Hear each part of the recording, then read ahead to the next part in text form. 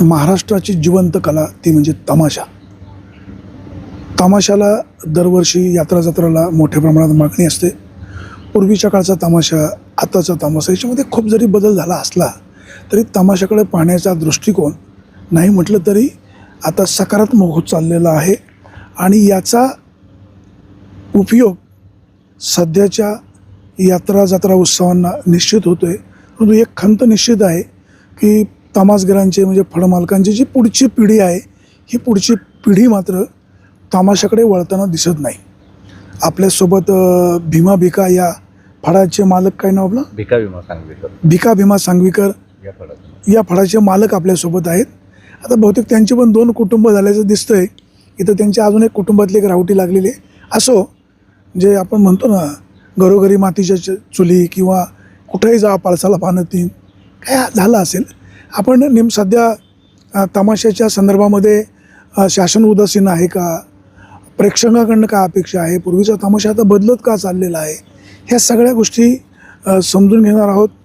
त्यांच्याकडून त्यांना सरकारकडनं काय अपेक्षा आहे का, किंवा प्रेक्षकांकडनं त्यांना काय अपेक्षा आहे, काय सूचना आहे, आपण जरा जाऊन घेऊया.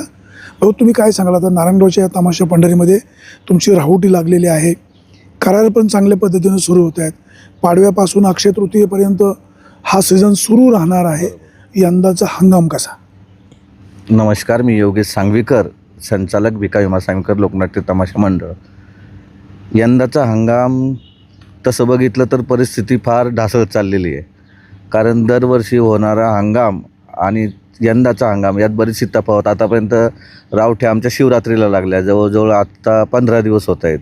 या 15 दिवसात जे कलेक्शन व्हायला पाहिजे, जी बुकिंग व्हायला पाहिजे, त्या पद्धतीने ते काय झालेली नाही. कारण आमच्यावरूनच घेतलं तर गेल्या वर्षी मी रावटी लावलेली होती. तर गेल्या वर्षी रावटी लावल्यापासून ते 15 दिवसाच्या कालावधीमध्ये जवळजवळ 15 ते 20 सुपाऱ्या माझ्या झाल्या होत्या. परंतु आता 7-8 सुपाऱ्यांपर्यंत मी आलेलो आहे. याच्यावरून कळतं आहे की मागचा हंगाम आणि आताचा हंगाम यात बरीचशी तफावत झालेली आहे. म्हणजे कशामुळे आता लोकसभा नाही, विधानसभा नाही, झेडपी नाही, पंचायत समिती नाही, प्रेक्षक पण रिकामे, यात्रा करू रिकामे, फळमालक आहे तसे फ्री. सीझन तर चांगला व्हायला पाहिजे. चांगला व्हायला पाहिजे ना, पण ते का होतं याचंच कारण उलगडलं जात नाही. कारण आता मागे आपल्या महाराष्ट्राचे उपमुख्यमंत्री अजितदादा पवार यांचे दुःखद निधन झालं. त्याचाही काही परिणाम होऊ शकतो. परत बदलतं क्लायमेट, यात्रा जत्रांना तमाशाला धंदे नाहीत. परत गावकरी म्हणतात की चालू वर्षी सीझन चांगलं नाही, आमच्याकडे वर्गाण्या होत नाही, त्यामुळं सुद्धा तमाशावर तो परिणाम होतो आहे सारखा. अजितदादा आपल्यामध्ये नाहीत याचं दुःख प्रत्येकाला आहे. फळमालकांसाठी, तमाशा कलाकारांसाठी अजितदादांचं सहकार्य कसं मिळालं? खूप चांगलं सहकार्य मिळालं. कारण अजितदादा आपल्या मराठी मातीतले होते. त्यांना तमाशा अवगत होता, माहिती होता. तमाशगिरांचे होणारे हाल, कलावंत कसा असतो याची जाणीव त्यांना होती. त्यामुळं कोणत्याही प्रकारे जर आमच्या मंत्रालयात तमाशाबद्दलचा जर काही प्रश्न मांडला तर त्यावर अजितदादांच्या मार्फत किंवा आपले जे मराठी राजकारणी लोक होते त्यांच्यामार्फत काहीतरी उलगाडा व्हायचा व त्यातून काहीतरी मार्ग निघायचा. आणि आता अजितदादा गेल्यामुळे त्यात फार मोठी पोकळी निर्माण झालेली आहे. आता अजितदादा नाहीत आपल्यामध्ये, दुखवटा सगळीकडे आहे. त्याचाही या तमाशाच्या फडावर किंवा यात्रांवर काही परिणाम होईल का? तुमच्या बुकिंगवर काही परिणाम होईल का? तसं सांगायला झालं तर आता बारामती तालुक्यातल्या बऱ्याचशा यात्रा सफाऱ्या कॅन्सल झाल्या. त्याला कारण सांगण्यात आलं की अजितदादांचा दुखवटा ते लोक पाळत आहेत. पण त्याचा परिणाम पुढे होईलच. कारण आता कोरोनापासून तमाशावरही सगळी गदा आलेली आहे. अजितदादा गेले हे संपूर्ण महाराष्ट्राला दुःख आहे, आम्हालाही दुःख आहे. पण मग आता शेवटी आमच्या पाठीमागे 100 कलावंत आहेत, त्यांचाही विचार केला पाहिजे आणि त्यावर काहीतरी तोडगा निघाला तर बरं होईल. आता भिका भीमा सांगवीकर एक ब्रँड आहे, एक मोठं नाव आहे. आता 2 बाऱ्या पाहायला मिळतात. हे बघा, घरोघरी मातीच्या चुली तुम्ही मगाशी म्हटल्याप्रमाणे चालूच आहे. हा आमचा अंतर्गत विषय जरी असला परंतु भिका भीमा सांगवीकरांची ही पार्टी आतापर्यंत 35 ते 40 वर्षाचा कालावधी जुनी पार्टी हीच आहे. भिका भीमा नावाने ही पार्टी आतापर्यंत महाराष्ट्र गाजवत आली. ह्या पार्टीचे मोठे मालक म्हणजे माझे वडील भिकाभाऊ जरी आता नसले तरी भीमाभाऊ सांगवीकर आणि मी, आम्ही दोघं मिळून ही पार्टी चालवतो. यंदाचा सीझन जो आहे, यंदाचा सीझन, त्या सीझन म्हणजे जास्त तुम्हाला मागणी का त्यांना मागणी किंवा असं काय वेगळे पण त्यांच्यात आणि तुमच्यात? शेवटी लोक इथं बुकिंग करायला येताना काही तिकडे जाणार, काही इकडे येणार. तसं बघितलं दोघं पार्ट्या आमच्याच आहेत. ते पण चांगला कार्यक्रम करतात, मी पण चांगला कार्यक्रम करतो. शेवटी आई मुक्ताईच्या मनात जे असेल ते होईल. तो अंतर्गत विषय त्यावर मी नाही बोलू शकत. नाही नाही, मी वादाचं म्हणत नाही, ते काय प्रत्यक्ष घरोघरी असतं. पण तुमच्या फडाचं वेगळे पण काय? वेगळे पण हा जुना तमाशा आहे. याच गणापासून तर वगनाट्यापर्यंत जे आतापर्यंत लोकांना अपेक्षा होती ती पूर्ण या ठिकाणी भरून निघेल त्यांच्यावाली. तरुण पिढीला लागणारी सर्व गाणे, तरुण तडफदार कलावंत आहेत माझ्याकडे, मुली आहेत, नागपूरचा ग्रुप आहे. त्यामुळं तसा काही फारसा परिणाम होणार नाही. कारण गेल्या वर्षी मी इथं कार्यक्रम केलेले आहेत. नारायणगावलाही आपला कार्यक्रम चांगला झाला आहे. त्या बाबतीत तुम्हीच बाईट माझी घेतली होती. तर तसा काही परिणाम होणार नाही. मुक्ताईच्या कृपेने त्यांनाही चांगलं हो, याही पार्टीला चांगलं हो, जेणेकरून आम्ही दोघंही कर्जातून मुक्त हो, एवढीच अपेक्षा आहे. असं अनेक वेळेला फळमालक म्हणतात आम्ही कर्जात आहोत. मग आतबट्ट्यातला व्यवसाय करता का? नाही, तुमचं म्हणणं अगदी रास्त आहे. पण लोकांचं देणं बघा, जिथं पेरलं तिथंच उगवतं, जिथं हरवलं तिथंच सापडतं. आता कर्जात बरेचसे फळमालक आहेत, या धंद्यामुळंच आहेत. हा धंदा टिकला तर त्यांचे 2 पैसे देणे होतील. तमाशगिऱ्यांचा विषय असा आहे, तमाशा बंद कर्ज बुडालं. परंतु आमची ती धारणा नाही. जोपर्यंत आमच्या जीवाजी आहे तोपर्यंत लोकांच्या ऋणात आपल्याला राहायचं नाही. त्यांचंही देणं करायचं आहे. आपल्याला परिवाराला 2 पैसे व्यवसायातून मिळतात, परिवार चालतो, सगळीकडे नाव आहे. त्यामुळं एवढा विचार करण्यासारखं काही नाही त्यामध्ये. पूर्वीचा तमाशा आताचा तमाशा खूप बदल झालेला आहे. आता तुम्ही दोन्ही काळ पाहिलेला आहे. पूर्वीचा तमाशा पण तुम्ही पाहिलेला आहे, आता बदलचा तमाशा पण पाहतायत. काय कशामुळे हा बदल होतो? या बदलाला सर्वस्वी कारण फक्त आजची तरुण पिढी. आजच्या तरुण पिढीला पूर्वीचा तमाशा आता आवडत नाही. सध्या तरी त्यांना गणगवळणमध्ये रस नाही, वगनाट्यामध्ये रस नाही. सारखी गाणी. आता जे त्यांना लागेल ते आम्हाला द्यावे लागणार आहे. बदलत्या काळाबरोबर आम्हाला बदलावं लागणार आहे. हे प्रेक्षकांच्या आडून महिला कलाकार जास्त ठेवणं, अर्ध्या कपड्यावर त्यांना दाखवणं, अप्रत्यक्षपणे धिंगाणा घालणं आणि मग तुमची सुपारी पण वाढवणं, तसं काही नाही. म्हणजे प्रेक्षकांची जी मागणी आहे ते देण्याचा आम्ही प्रयत्न करतो. त्यामागे सुपारी वाढणं हा आमचा विषय नाही. अर्धनग्न कपड्यावर दाखवायला आम्हालाही योग्य वाटत नाही. परंतु आम्ही जर तसं केलं नाही तर आता कॉम्पिटिशनचं जग आहे. मी नाही केलं तर माझा दुसरा व्यवसाय बंधू करणारच आहे. मग तो करतोय, मग आपल्याला करायला काय हरकत आहे? जे त्यांना लागते ते आपण तर दिलंच पाहिजे ना, तर आपलाही धंदा चालणार आहे. नाही तर आपण जुनंच धरून बसलो तर मग काळाच्या ओघात जुनं ते सोनं ना. जुनं ते सोनं म्हणतात ते अगदी खरं आहे. पण जुनं लोकांना पटत नाही आहे ना सध्या. पूर्वी तमाशामध्ये काय काय असायचं आणि सध्या तमाशामध्ये काय काय नवीन ॲड केलेलं आहे? पूर्वी तमाशामध्ये शिस्तबद्ध तमाशा होता. गण गवळण, त्यानंतर रंगबाजी, त्यात मराठी हिंदी गीतं, त्यानंतर एक सुंदरसं सामाजिक, कौटुंबिक, राजकीय घटनावर अंधश्रद्धेवर आधारित वगनाट्य व्हायचे समाज जागृतीसाठी. परंतु आता गण गवळण आहे ती पण थोडक्यात झाली, शॉर्टकटमध्ये झाली. कॉमेडी पण शॉर्टकटमध्ये झाली. लोकांना फक्त गाणी लागतात. आणि वगनाट्याचा विषय आला तर फक्त तरुण पिढी तर काही बसत नाही. पण जी जाणकार मंडळ आहे, वयस्कर मंडळी आहे, त्यांना वगनाट्याची आवड अजून बऱ्याच ठिकाणी आहे. सातारा साईडला आहे, अजून बऱ्याच ठिकाणी वगनाट्य होतात आमचे आणि ते चांगल्या पद्धतीने आम्ही सादर करतो. किती कलाकारांचा संच आहे? माझा 80 लोकांचा संच आहे. महिला कलाकार किती? महिला 16 आहेत. मुली किती? मी असं का विचारतो, तर ज्याच्या फडामध्ये मुली जास्त त्याला मागणी पण जास्त.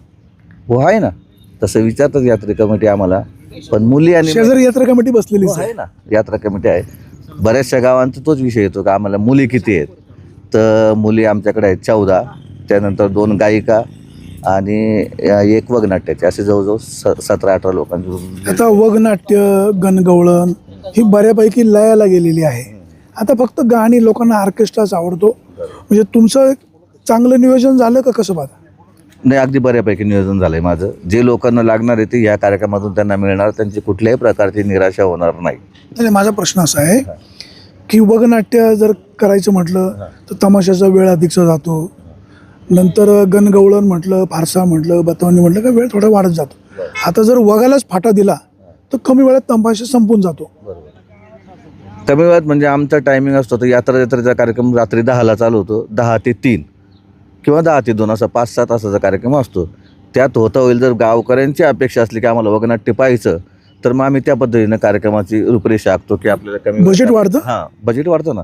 कमी वेळेत आपल्याला कार्यक्रम कसा सादर करायचा आणि यांच्या पदरात काय आपल्याला चांगलं टाकता येईल हे आम्ही नियोजनबद्ध करतो. दुसऱ्या दिवशी हजेरी असेल तर हजेरी असली तरी काय हरकत नाही ना. हजेरी तर जागेवरच असतो आम्ही, त्यामुळे रात्री 3ला कार्यक्रम सुटल्यानंतर 6, 7, 8 वाजेपर्यंत लोकांच्या झोपा होतात. 10ला हजेरी चालू होते. 2 तासाच्या हजेरीत पण आपल्याला जे देता येईल ते आपण देतो. सध्याचे काय दर कसे आहेत? म्हणजे महागाई तर आकाशाला भिडलेलीच आहे. हो. तुमचा वाहतूक खर्च, स्टाफचा पगार, बरं. सगळं ताळमेळ कसा बसवता? सध्याची परिस्थिती बघता आता कंपनीचा खर्च ₹1,00,000.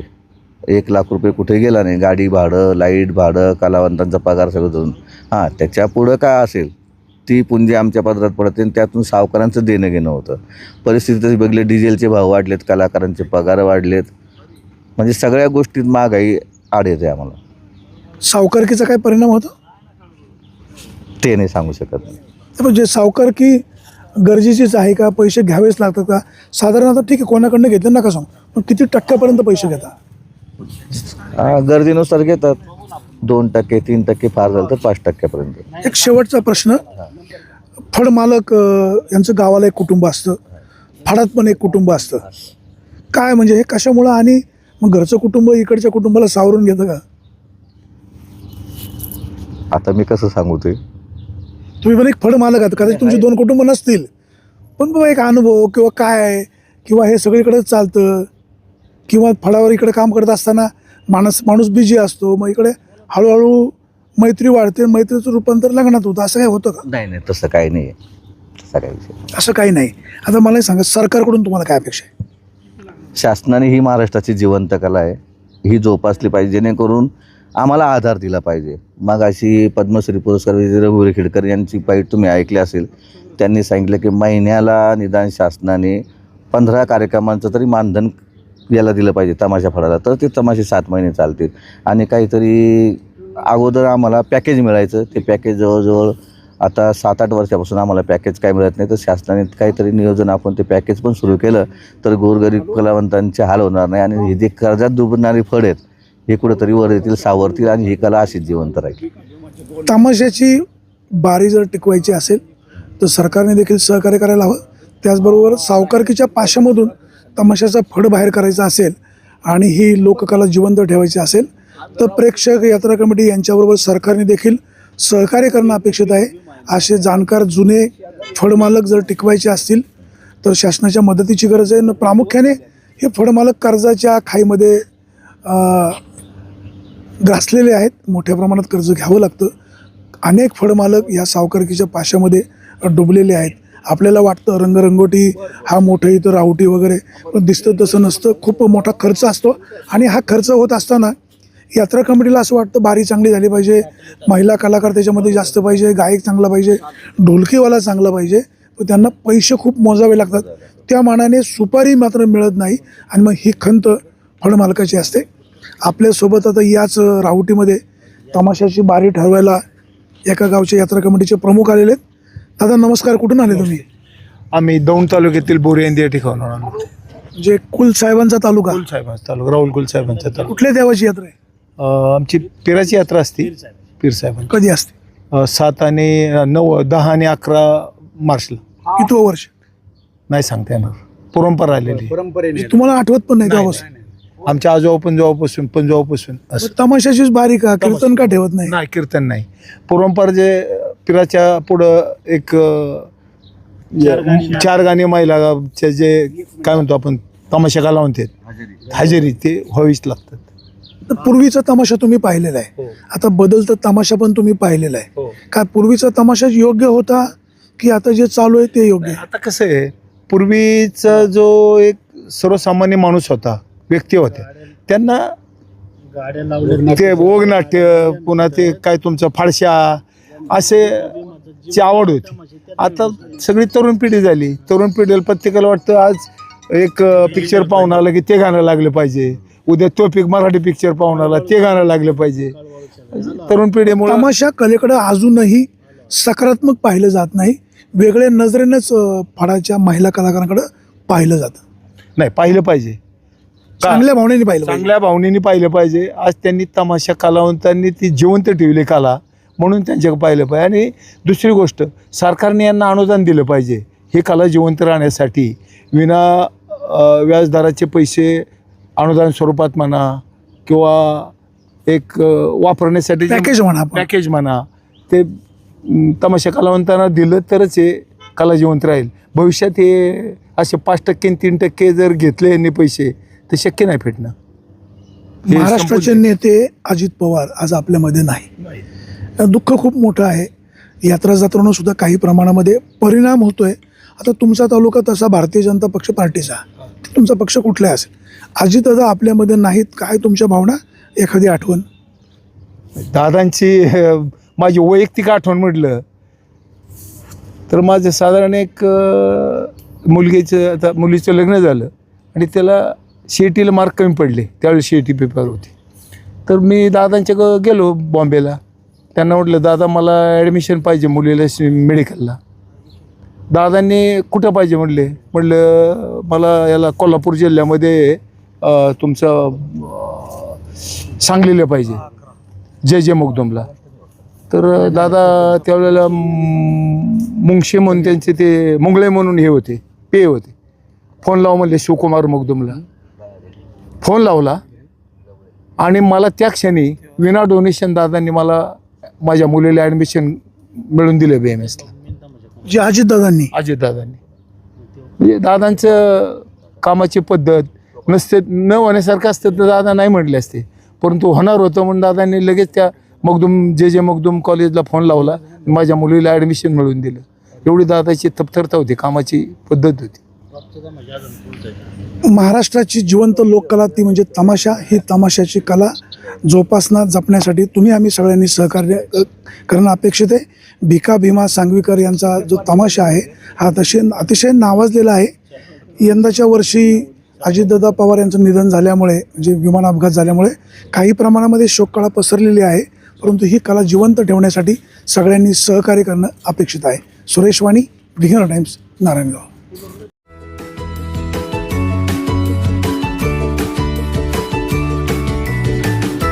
बातम्या शेतीच्या,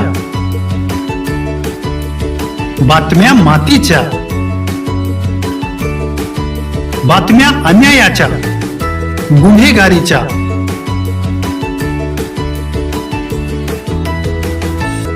राजकारणाच्या आणि समाजकारणाच्या, शोषणाविरुद्ध बुलंद आवाज, जनसामान्यांच्या हुंकाराची गाज, सत्कार्याला प्रोत्साहन, दुष्कृत्याला अनुशासन, निर्भीड, निस्पृह, सडेतोड, बेधडक आणि रोखटोक म्हणजेच विघ्नहर टाइम्स. शोध बातमीचा, ध्यास सत्याचा. आपलं चॅनल, आपली बातमी. सबस्क्राईब तर कराच, पण बेल आयकॉनवर क्लिक करायलाही विसरू नका.